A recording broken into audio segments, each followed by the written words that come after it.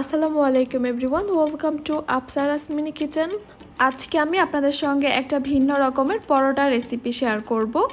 আজকে করব লাচ্ছা পরোটা বা লেয়ার পরোটা। অনেক বেশি লেয়ার থাকার কারণে অন্য যে কোনো পরোটা থেকে এই পরোটাটা খেতে আমার কাছে অনেক বেশি ভালো লাগে। সবজি, ডাল অথবা মাংস যে কোনো কিছুর সঙ্গে এই পরোটাটা একদমই জমে যাবে। আপনারা অবশ্যই বাসায় ট্রাই করে দেখবেন। একদমই সহজভাবে করে দেখানোর চেষ্টা করব। আশা করছি আমার আজকের এই রেসিপি আপনাদের কাছে ভালো লাগবে আর সহজও লাগবে। আমার রেসিপি ভালো লাগলে আমার চ্যানেলটি সাবস্ক্রাইব করবেন, বেল বাটনটি অন করে রাখবেন আমার পরবর্তী ভিডিওর নোটিফিকেশন সবার আগে পাওয়ার জন্য। তাহলে আর কথা না বাড়িয়ে আমি রেসিপিতে চলে যাচ্ছি। প্রথমেই একটা মিক্সিং বোলে আমি নিয়ে নিচ্ছি 2 কাপ ময়দা, তবে আপনারা আপনাদের প্রয়োজন মতো বাড়িয়ে বা কমিয়ে নেবেন। লবণ দিয়ে দিচ্ছি এখানে হাফ চা চামচ। 2 টেবিল চামচ নিয়ে নিচ্ছি রান্না করার রেগুলার তেল।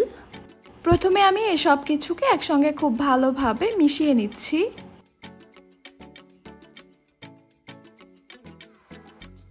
এরপর এখানে আমি হালকা কুসুম গরম পানি নিয়েছি 1 কাপ।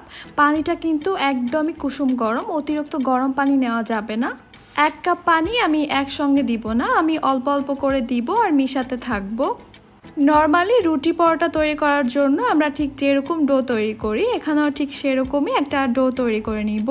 পানির পরিমাণটা একটু বুঝে অ্যাড করতে হবে, কারণ আপনাদের পানি আরও কমও লাগতে পারে। আমার এখানে ডোটা তৈরি করা হয়ে গেছে। এবার আমি এই ডোটাকে 1 থেকে 1.5 মিনিটের মতো ভালোভাবে মথে নিব। দেখতেই পাচ্ছেন আমি ঠিক এরকমই সফট একটা ডো তৈরি করেছি। তবে এই ডোটাকে আমি আরও 10 মিনিটের জন্য একটা ভিজা কিন্তু নিংড়ানো সুতি কাপড় দিয়ে ঢেকে রেখে দিব। এতে করে এই ডোটা একদমই মসৃণ আর আরও কিছুটা সফট হয়ে যাবে।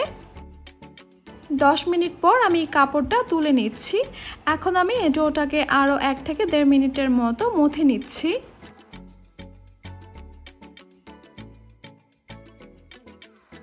দেখতেই পাচ্ছেন আগের থেকে কিন্তু এই ডোটা আরও বেশি মসৃণ আর সফট হয়ে গেছে। এখন আমি যতগুলি পরোটা তৈরি করব ঠিক তত ভাগে লেচি কেটে নিচ্ছি।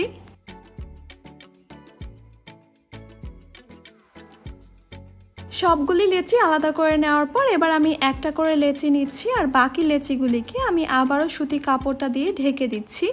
এতে করে উপর থেকে ড্রাই হয়ে যাবে না, সফটই থাকবে। পরোটাগুলি বেলার আগে আমাকে একটা মিশ্রণ তৈরি করে নিতে হবে। আমি একটা বাটিতে নিয়ে নিচ্ছি 1/4 কাপ রেগুলার তেল। এরপর এখানে আমি দিয়ে দিচ্ছি 2 টেবিল চামচ কর্নফ্লাওয়ার। তেলের সঙ্গে এই কর্নফ্লাওয়ারগুলিকে খুব ভালোভাবে মিশিয়ে নিতে হবে। একটু ভালোভাবে মিশিয়ে নিতে হবে যেন কর্নফ্লাওয়ারের কোনো লাম্পস না থাকে। আর ভালোভাবে মিশানো হয়ে গেলে এই মিশ্রণটাকে আমি একটা সাইডে রেখে দিচ্ছি। আমি পরোটাগুলি বেলতে চলে যাচ্ছি। পরোটাগুলি বেলার জন্য প্রথমে আমি সামান্য ময়দা ছিটিয়ে নিচ্ছি। এবার একটা করে লেচি নিচ্ছি, এই লেচিটার উপরে আমি সামান্য ময়দা ছিটিয়ে দিচ্ছি। এবার আমি একটা বড় রুটি বেলে নিব। নর্মালি আমরা যেরকম রুটি বেলে থাকি তার থেকে এই রুটিটা আরও বড় হবে আর পাতলা হবে। রুটিটা বেলা হয়ে গেছে, আমি একটু দেখিয়ে দিচ্ছি রুটিটা ঠিক কিরকম পাতলা করেছি আমি। মিশিয়ে রাখা তেল আর কর্নফ্লাওয়ারের মিশ্রণটা থেকে এখানে আমি 1 থেকে 2 চা চামচ দিয়ে দিচ্ছি। রুটির চারপাশে এই মিশ্রণটা আমি ভালোভাবে ছড়িয়ে দিচ্ছি। এরপর এই রুটিটাকে আমি একদম চিকন করে কেটে নিচ্ছি। যত চিকন করে কেটে নেওয়া যাবে পরোটাটা তত লেয়ার হবে। লেয়ার বেশি হলে কিন্তু পরোটাটা দেখতে আর খেতেও বেশি ভালো হবে। তাই যতটা সম্ভব এই রুটিটাকে চিকন করে কেটে নেওয়ার চেষ্টা করবেন।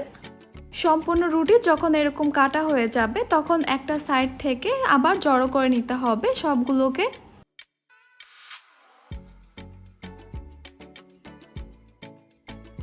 দেখতে পাচ্ছেন সবগুলোকে একসঙ্গে জড়ো করে একটা লম্বা লেচির মতো করে নিয়েছি।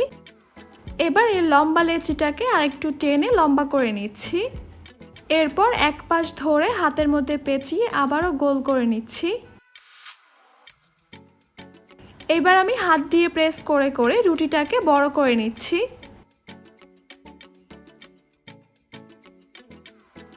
দেখতেই পাচ্ছেন আমার একটা রুটি তৈরি করা হয়ে গেছে। আপনারা চাইলে আরও বড় অথবা ছোট রাখতে পারেন। আমি আরেকটা রুটি তৈরি করে আপনাদেরকে দেখিয়ে দিচ্ছি। একদমই সহজ একটা ব্যাপার, আপনারা একটু খেয়াল করলেই বুঝতে পারবেন আমি কাজটা কিভাবে করছি। আপনারা চাইলে কিন্তু এভাবে বেলেও নিতে পারেন রুটিটাকে।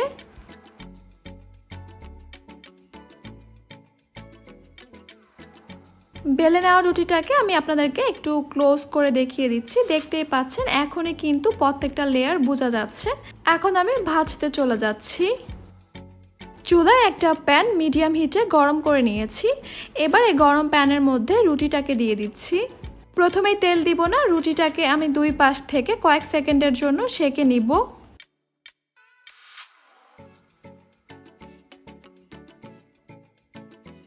দুই পাশ থেকে কয়েক সেকেন্ডের জন্য করে সেঁকে নেওয়ার পর এখন আমি দিয়ে দিচ্ছি 2 চা চামচ তেল। চুলার হিটটাকে কিছুটা বাড়িয়ে দিয়েছি। এরপর এই পরোটাটাকে দুই পাশ থেকে মুচমুচে করে ভেজে নিব।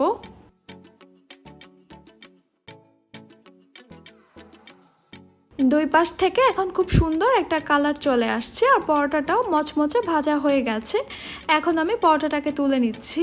ঠিক একইভাবে আমি সবগুলি পরোটা ভেজে নিয়েছি। সবগুলি পরোটা ভেজে নেওয়া হয়ে গেলে পরোটাগুলি গরম থাকা অবস্থায় হালকা হাতে পরোটাগুলিকে ঠিক এইভাবে প্রেস করে দিতে হবে।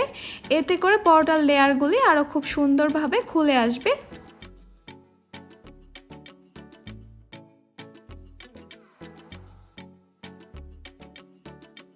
আমি আপনাদেরকে একটু পরোটার লেয়ারগুলি দেখিয়ে দিচ্ছি। দেখতেই পাচ্ছেন মাশাআল্লাহ পরোটাগুলির লেয়ারগুলি অনেক বেশি সুন্দর হয়েছে।